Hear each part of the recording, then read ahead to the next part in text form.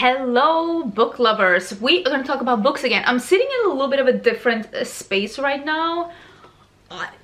It is what it is. Basically, I'm in my bedroom. This is my bed right here, and I have my bookcases and I have a bunch of books here next to me, and I'm just filming in natural daylight. I'm going beauty YouTuber 2014, sitting in a window getting some natural light. But I want to talk about something that this is the journey that I've been on, and I think that this pipeline is probably the pipeline that 98% of book talk is on right now. When you have not been reading for a really long time, somebody recommends you to read Sarah J. Maas, you basically join a cult and you find this love of reading again, and you finish reading Acotar and you say to yourself, what now? And I've been on this journey to try and find books that quite honestly make me feel as excited about reading as Acotar, and for me the other books did as well. And maybe you're the same. Maybe you just finished Acotar and you're on the journey that I was on, where you're trying to get into books. You're trying to be like, what else is out there? What am I supposed to read while I'm waiting for Sarah J. Maas to finish another book? Because give the woman some peace, let her write a good book. So with that being said, I have been reading my entire life. I love reading. I've read everything from 1984, The Farm, to Tolkien, to reading, you know, the Divergent pipeline, Hunger Games, now into reading romantasy. I have been loving almost every single genre of books that is out there, and I usually fall in love with the genre and stick to it for a bit. And right now, the genre that I enjoy reading is romantasy, although I will say I want to get into reading other things as well. But what I want to do in this video is that I want to go through some of the books that was recommended to me as like, this is your Acotar hangover, and I want to let you know, is it or is it not? And then I want to add a couple of books that I myself not necessarily found, but they're not yet as hyped, that I personally think made me feel the same way as Acotar did. And I think at least two of these books have been picked up by a traditional publishing by now and is getting released. So I'm also going to end with some of the books that was recommended to me. It's like, oh my god, this is gonna make you feel the same way as Acotar. They didn't. And I want to let you know also why I don't think that those are the same. And these are of course going to be spoiler free reviews. And if you have not read Acotar, honestly, either of these books will be fine, or maybe just start there. I want to start with saying I read Sarah J. Maas in the order as she published them. So I actually started with Throne of Glass. And to this day, don't come for me, I think Throne of Glass is better than Acotar. The plot is better, the characters are better, I mean, it ended that if nothing is better. So far, I think Throne of Glass is better, and it's also less smutty, more fantasy. And I came to romantasy from reading fantasy, not from reading contemporary romance. So this depends on like what you're interested in. If you have only read romance and you found Acotar from contemporary romance, you might not like Throne of Glass because it is a little bit more fantasy heavy. With that being said, there are love stories in there, but it is nowhere smutty like that last Acotar book was. You know what I'm talking about, the Cassian book. So keep that in mind. With that being said, if you enjoy a fantasy story, I think Throne of Glass is, again, better than Acotar. Not the first and the second book. They're very slow, but you do need them for the story. But third book and forward, amazing. I also really did enjoy Crescent City. I gave the whole series a 4-star. I think the series is really good. I think Hunt, and again, don't come for me, but I think Hunt is the best male love interest that Sarah J. Maas has ever written. I honestly think that he's great. I think that Bryce is annoying, but she has a journey and a character development that I really enjoyed. With that being said, Crescent City is an urban fantasy that has almost a little bit of space elements into it, and if you don't like that, you might not like it. I liked it though. Again, it is smuttier than Throne of Glass, but not as much as Acotar. It has more plot to it. So if you haven't read those and you think that that sounds interesting, I would start there.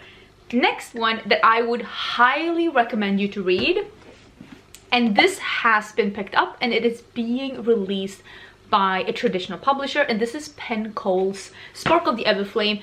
3 books are out so far. They're all behind me. I didn't want to pick every book with me. This is a great series, and this is the best slow burn romance I've ever read in my life. This is plot first, romance second. This book is not really smutty at all, and overall this is just a very plot driven book. And I would say almost, if you love Throne of Glass, this is great. This truly is an amazing book series.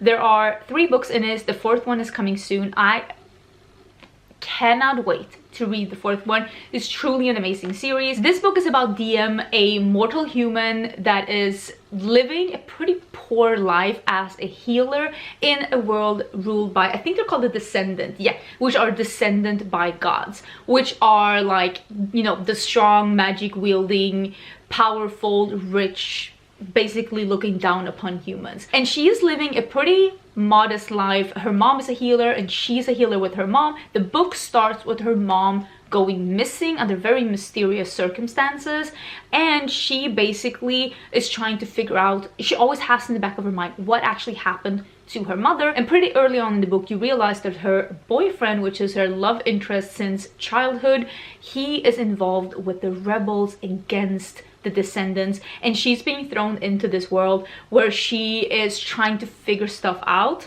basically. And it is an incredible book, and there are still so many things happening in this book, and the storytelling, the plot, the characters. I absolutely love this book. I gave the first book a 4-star, and I gave the second and the third book a 5-star. So I'm just letting you know, definitely recommend this one. It's beautiful. Again, it is a little bit more Throne of Glass than Acotar, but if you liked Acotar, I still think that you would really enjoy this one. Next one is going to be a book that I have been swooning about, and I get messages every day on Instagram telling me that you also read Quicksilver and you loved it. Listen, if you have not gone on the Quicksilver train yet, get on the train, choo choo. This is amazing. This has been picked up by a publisher. It's been re-released. I will buy a second cover. This is a thick mama. This is like a pretty thick book, although the writing is like not super small. I like this more than I like Acotar. The male love interest in this one, the way this is a morally gray shadow daddy, but it is not morally black. There's explanations to his behavior. I absolutely love this book.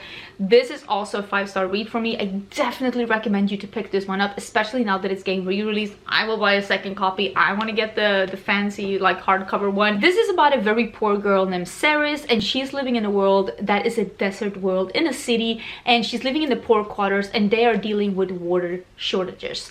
And she gets caught by a guard stealing something that she really shouldn't be stealing. She gets dragged into the castle, and she opens up a portal accidentally to another world, and this guy comes and gets her, and he is not happy about this entire situation. Neither is she, and she's actually taken to a wintry kingdom. This is a great winter read as well if you're interested in something that gives you the wintry feels. The side characters in this book is better than any other side characters I have ever read in any fantasy book. They are truly 10 out of 10. The banter in this one, the plot in this one, the end in this one, everything about this one. If you have finished Acotar and you're like, how can I get that feeling again? Quicksilver. Absolutely 10 out of 10. Quicksilver. Next one is going to be a hesitant recommendation for me, and I'm not saying this because I don't love it, because this is another 5-star read for me, and this is thick. Ugh. This is When the Moon Hatched, and this is by Sarah A. Parker.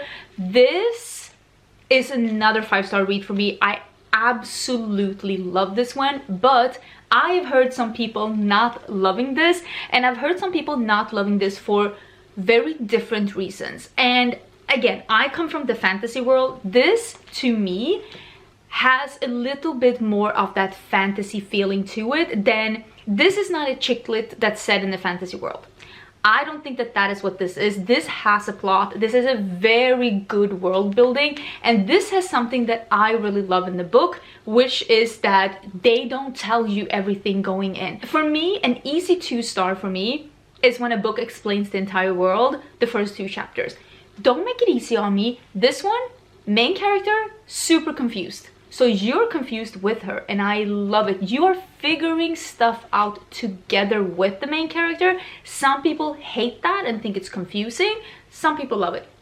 I love it. This is about Rave. She's an assassin. She gets accidentally caught, and in the dungeons she comes across a man that saves her. And it's unclear why he saves her, and the story kind of takes on from there. And I can't give you too much without spoiling this book for you, because I need you to be as confused as you're supposed to be in the beginning of this book. This also has a very interesting character development. The character, who is a badass assassin, kind of has this almost, I don't want to call it nesting, but she's like taking a step back and just chilling and almost reevaluating, like, so what do I want? Do I want to be that? Or do I just want to settle down and live a quiet life? And I love that realization of just being like, you know, when you're just go, go, go, and she's just taking a step back and just being like, what am I actually doing with my life? Absolutely love this book.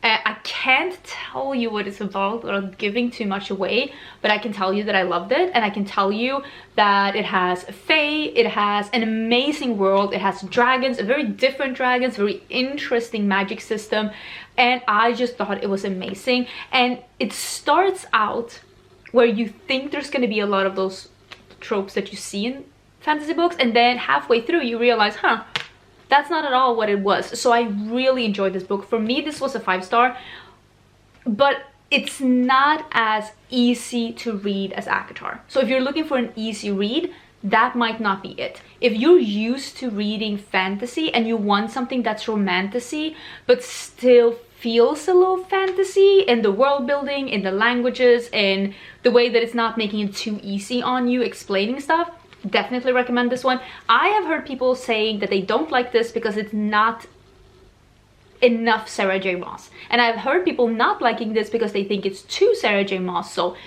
do with that information what you want, but for me, this was a 5-star. I had to empty out the memory card. Hopefully this still looks somewhat the same. Somewhat the same. I also will say, if you read Acotar, the first book that I read after Acotar, that is not true.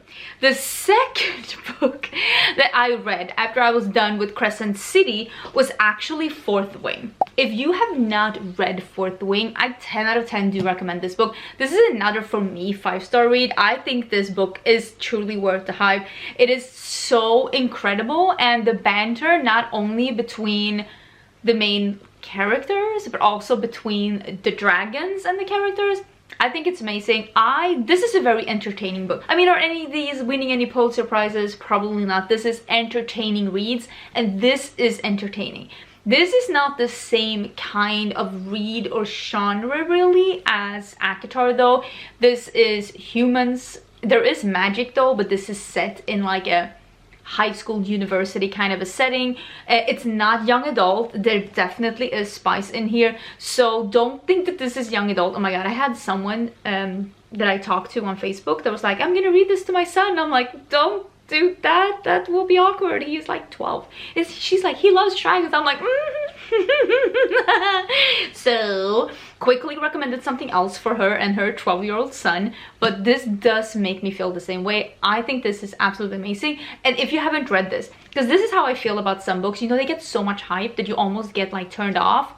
I do think that this is still worth it though, if you for some reason haven't read it. My latest 5-star, maybe I should do a video like that at the end of the year, my 5-star reads of the year.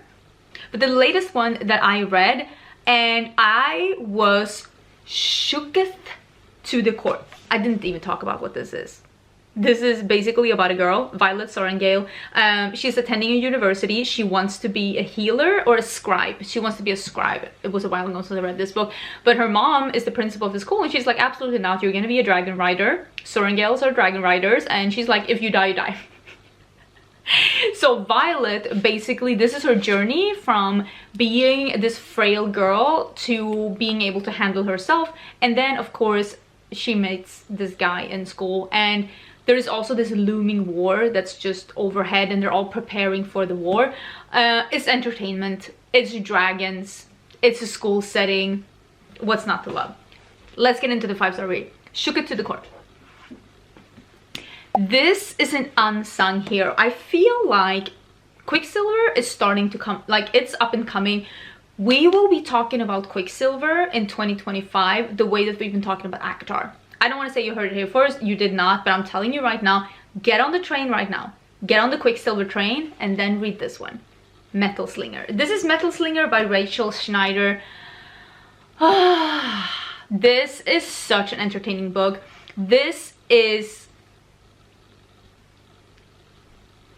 It's great. This is by the girl Bryn, who lives in a kingdom that has been basically exiled from land. So they are living at a sea. The entire kingdom is basically floating out at sea, and she is a soldier, a guard in this kingdom, and she is about to finalize her training. And every year there is a market where a couple of these kingdoms get to trade at this market, and her lifelong dream is to be able to see this market and for once in her life see something else than this sea kingdom. She goes to sea with her friends and things happen. The beginning part of this book is Bryn realizing that a lot of the things that she took for granted, a lot of the things that she knew for sure was true, maybe it's not as much. And it is an incredible book about finding yourself and realizing new perspectives. But I have to tell you, and I know some people don't want to hear it, and this is not a spoiler because it's just, there is a lot of memes online talking about the way that Sarah J. Maas can just stroll casually through a 600-page book, and then the last 100 pages is just actual mayhem. It's just so much happening the last 100 pages that you're just like, you can't keep up, you're almost getting seasick. The last 2 chapters of this book is making Sarah J. Maas look like she's taking a break, like she is taking a nap the last 100 pages of any of her books. I have never been so bewildered in my entire life. So on literally, you know, we use the word literally entirely wrong. I was finishing this book up on a plane. I was sitting on the edge of my seat on the plane. I reread the second to last chapter 3 times because I could not believe what I was reading. I gasped so loud that the gentleman next to me asked me if I was okay. No, sir, I am not okay. I don't know if I ever will be okay. I might never recover from the last 2 chapters of this book. When you have read Quicksilver, you get Metal Slinger, okay? Trust me on this one. I think the next part is coming next year. Again, I am not okay. I am not okay. All these books, by the way, I will link them down below in case you're like, what was she talking about? Where can I find that? What was the author's name? Everything will be in the description box in case you're interested in any of these books. Now, let me talk about, I think these are 2 books. Let me talk about 2 books that I, in essence, think gives you the same feeling, or at least are, okay, let me read. These are 3-star books. There's nothing wrong with these books. For me, a 3-star book is a good book. A 4-star book is an amazing book. And a 5-star book is something that makes you gasp on a plane. And not, I still think about this book. I still think about this book. It's been like weeks. A 3-star book is a good book. For me, a 2-star, that's when I'm like, I don't know about this. I don't really want to recommend it. But I have 2 books here, or 2 series that I have given a 3-star. That was recommended to me as like a hangover cure for Acotar, and I just don't agree. I think they're decent books, but they're not that feeling. They're not gonna give you that. With that being said though, this is like a little bit in the same vein, and I say that because I think this is the Trial of the Sun Queen. This is Nisha J. Tooley. This series is having a 4th book, which I think is the 4th and final book. It's coming out now, so this will maybe when you're seeing this, be a completed series. It is very easy read. It is very Acotar. Especially this first book is literally like The Bachelor meets Acotar. There are so many things you are going to read in this book where you're going to be like, that's very Acotar inspired. And there's really nothing wrong with this book, except I do think that it is almost a little bit too easy. This does feel less fantasy and more chick lit. Just happens to be in a magic world, and there's nothing wrong with the books, but it's not a 5-star, it's not a 4-star. They're okay. I think the main reason for me why I don't think that this is a 4-star is that I don't 100% love the male interest in this one. This, like, I'm not going to talk about the entire series because it's going to give away what's happening in the one, but in the first book this is about Lore and her 2 siblings are in a prison. It's not completely clear why they are in a prison in a kingdom, and one day she is rescued from this prison, taken to a different kingdom to basically compete in, yeah, it's like The Bachelor meets the Hunger Games, but set in an Acotar setting, to fight for, is it the Sun King's, fight for the Sun King, basically. Who gets to marry the Sun King? That's what this book is about. And of course there's a lot of things happening in here. I can't give away too much. But the male love interest in this entire series, he does some things that is not morally gray, it is morally black. It is literally, he is showing some toxic behavior where if Lord was my friend, I would be like, girl, let's get a restraining order, let's delete his number. I don't think he's good for you. He's very toxic at times. And I get that right now we're so into like the possessive guys that just really want this. There are some things that he does and says that I just, it's toxic. And you can't explain it away in a way that you can explain away some of the things that Ryzen said. In the way that you can explain away some of the things that Kingfisher says. You can't really explain away some of the things that Nadir does. And I just don't think the author fully thought that through. Because what she is betraying is a love interest that is quite honestly kind of toxic, and I really hope that young women don't think that that's okay in real life. And that's why I'm giving this a 3-star. Is it entertaining? Yeah, just keep that in mind. There are some fishy stuff going on. The second series that was recommended to me, people love this one. This is a 3-star for me. This entire, like, there are 2 books in this. I actually have the 3rd book. It came to me. It's my next read. I'm gonna start, actually, when you're seeing this, I might have already read it, if I'm gonna be honest. This is from the Crowns of Nyqvist. This is The Serpent and the Wings of Night by Carissa Broadbent. I thought that these are okay. This is Twilight meets the Hunger Games, and it is very violent, and there is some smut in here as well. I actually really like the male love interest in this one. I think that he is an interesting character. What I don't like about these books, first of all, they're not giving me that Acotar feeling at all. And I also think some of this writing is really good and some of it is so stale. And I have seen some people say like, this is action from page 1. It's so I thought half of this book was stale and kind of almost slow and boring. And I thought the world building in this one is so thin. It's almost like they're in someone's backyard.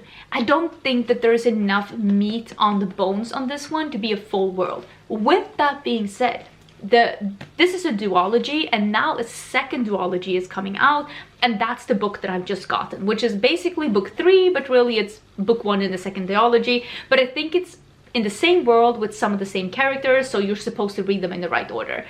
And I feel and I think that that one is going to broaden the world a little bit, which it really does need. With that being said, if you read Twilight and you're just getting into books and you're trying to find that love of books again, and you don't want to start with something that's too advanced, too much world building, too much everything, this is an easy read. With that being said, a lot of people think this is a 5-star read. I think this is a 3-star read. I don't think that this is anywhere near as entertaining as Acotar was or any of these other books. It's vampires also. And it's kind of violent at times. In a way where I was like, Okay, girl. Everybody calm down. I also saw a lot of people saying, if you love Acotar, you will love the Ever King, the Ever Queen, which is the second book of this one. And people were saying the Mist Thief, which is a freestanding book that comes literally after the Ever King and the Ever Queen. So I read all three of these, the Mist Thief, and this is by L.J. Andrews. This is nowhere near the world building. The characters are so bleh in this book. I literally could not care less about any of these people. I really don't care. I will say, the Ever King, it's kind of entertaining. It's kind of entertaining. It has its ups and downs. There is some kind of plot going on, but it turns very smutty very quick. And also, it's not the yearning. It's not the, oh my god, what's gonna happen next? I know what's gonna happen. I know what's gonna happen. And the second book, the Ever Queen, these characters are so annoying.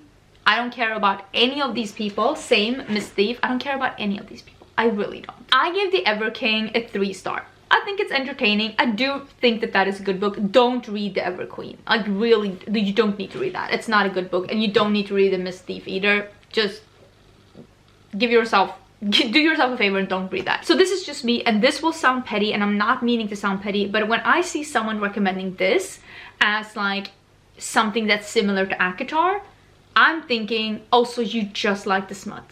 You just want the sex scenes, because there is nothing else. The plot, the characters, the way of writing, this could not be less from how I felt when I read Acotar, so I definitely do not agree. With that being said, the Ever King is interesting. It is basically about the king of the Ever Kingdom has been locked into his kingdom, and the daughter of his rival accidentally opens the gates or the borders so that he can cross again. She doesn't mean to do that. She doesn't even realize that it's happening. And the first thing that Eric, the Ever King, does is to go into her kingdom and kidnap her. And that's when the story begins.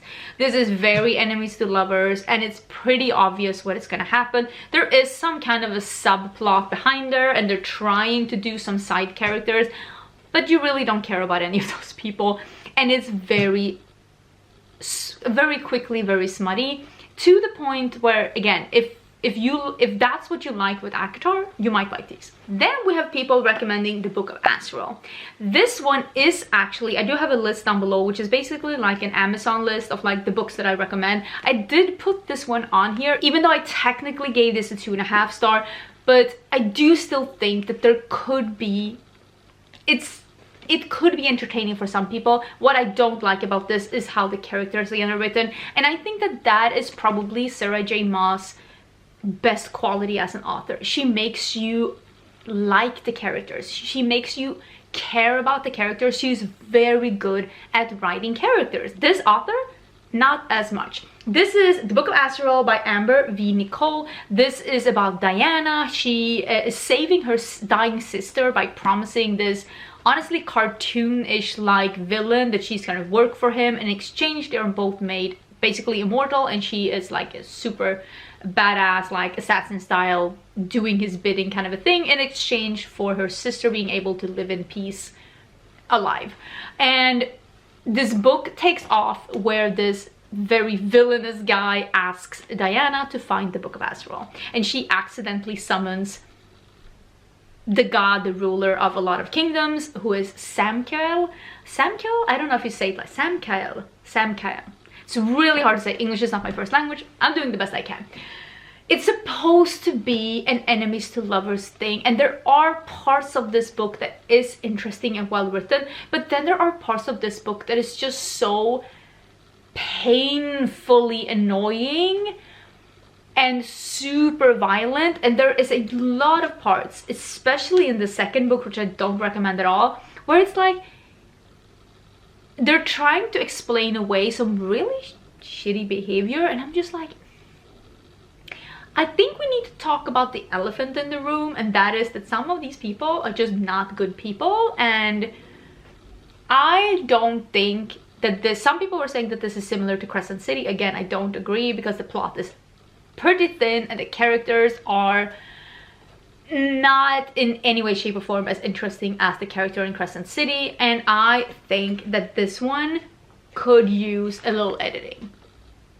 This one, it's self-published, and I usually don't say this, but you can tell.